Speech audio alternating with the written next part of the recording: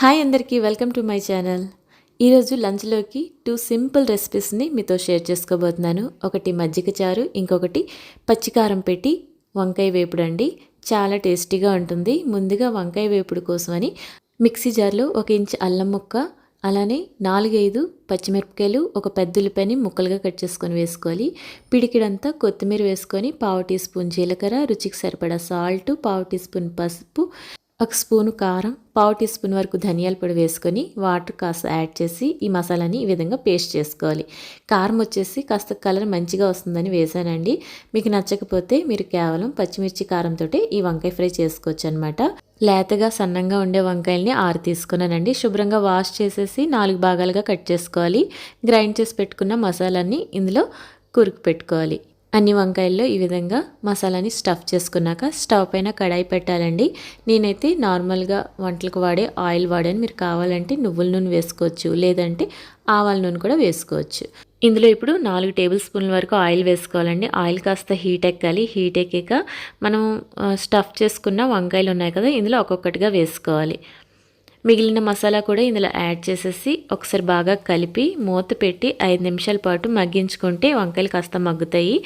ఈ పచ్చికారం వంకాయ ఫ్రై అయితే రోటీస్తో కానీ, చపాతీతో కానీ, రైస్లోకి, సాంబార్ రైస్లోకి చాలా బాగుంటుందండి. వంకాయ నచ్చని వాళ్ళు ఎవరుంటారు? వంకాయ అంటే అందరికీ ఇష్టం ఉంటుంది. మరి మూత పెట్టి 5 నిమిషాలు మగ్గించుకున్నాక ఒకసారి కలిపి పెట్టుకొని ఇందులో ఇప్పుడు వాటర్ యాడ్ చేసుకోవాలి.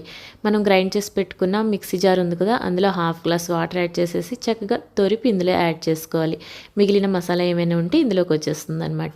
ఇప్పుడు మరొకసారి కలిపి మూత పెట్టి మరొక 5 నిమిషాల పాటు మగ్గించుకున్నారంటే వంకాయలు చక్కగా ఉడుకుతాయండి. చూసారు కదా, వంకాయ కూడా చక్కగా ఉడికి మంచిగా ఫ్రై అవుతుంది. ఇప్పుడు వంకాయలు కాస్త అట్లకాడతో మ్యాష్ చేసుకోవాలండి. వంకాయ తొడుము ఉంటుంది కదా, అక్కడ కొద్దిగా ప్రెస్ చేసుకుంటే లోపల ఉండే మసాలా కూడా చక్కగా ఫ్రై అయిపోతుంది. ఇప్పుడు ఇందులో ఫ్రెష్గా ఉండే కరివేపాకుని కొద్దిగా వేసుకోవాలి. వేసుకొని మూత పెట్టి 2 నిమిషాల పాటు మగ్గించుకోవాలి. కరివేపాకు ఫ్లేవర్ అంతా కూడా కర్రీకి యాడ్ అయ్యి టేస్ట్ చాలా బాగుంటుంది. ఇప్పుడు ఒకసారి మూత తీసి చూసుకుంటే మనకి వేడిగా పచ్చికారం వంకాయ ఫ్రై అయితే రెడీ అయిపోయిందండి.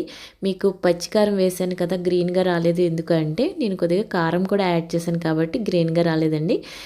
సమ్మర్లో అప్పుడప్పుడు మజ్జిగ తాలింపు పెట్టుకుంటే ఒంటికి చలువ చేస్తుంది కదా, అందుకనే నేను కాస్త పుల్లగా ఉండే మజ్జిగను తీసుకున్నాను. మీ దగ్గర పుల్లటి మజ్జిగ లేకపోతే కాస్త నిమ్మరసం వేసుకోవచ్చండి. కన్సిస్టెన్సీకి తగ్గట్టు వాటర్ యాడ్ చేసుకొని మజ్జిగలా తయారు చేసుకోవాలి. రుచికి సరిపడా సాల్ట్ వేసుకొని కలిపి పెట్టుకోవాలి. ఇప్పుడు పోపు కోసమని స్టవ్ పైన కడాయి పెట్టి 1 టేబుల్ స్పూన్ ఆయిల్, కొద్దిగా ఆవాలు, మినపగుళ్ళు వేసుకొని చిటపట ఆడినంత వరకు వేయించుకోవాలి. ఆ తర్వాత ఘాట్లు పెట్టుకున్న పచ్చిమిరపకాయలు ఒక 4-5, కరివేపాకు, అల్లం తురుము వేసుకొని పోపుని దోరగా వేయించుకోవాలి. ఇందులో ఇప్పుడు సన్నగా పొడుగ్గా కట్ చేసి పెట్టుకున్న ఉల్లిపాయ ముక్కలు వేసుకొని లైట్గా ఫ్రై చేసుకోవాలి. క్రంచీగా తగలాలన్నమాట మనం తినేటప్పుడు. చిటికడంత పసుపు వేసుకొని ఒకసారి కలిపి స్టవ్ కట్టేసి ఈ పోపుని మజ్జిగలో యాడ్ చేసుకోవాలి. ఈ పోపుని మజ్జిగలో వేసుకొని మజ్జిగంతా చక్కగా కలిపేయాలి. ఇప్పుడు ఫ్రెష్గా ఉండే కొత్తిమీరని సన్నంగా తురుముకొని ఇందులో యాడ్ చేసుకొని ఒకసారి కలిపి పెట్టుకోవాలి. అన్నంలోకి మజ్జిగ కలుపుకొని పచ్చికారం వంకాయ ఫ్రై టేస్ట్ చేస్తే చాలా బాగుంటుంది. ఈ 2 రెసిపీస్ మీకు నచ్చినట్టయితే లైక్ చేసి షేర్ చేయండి. Thank you for watching. Bye.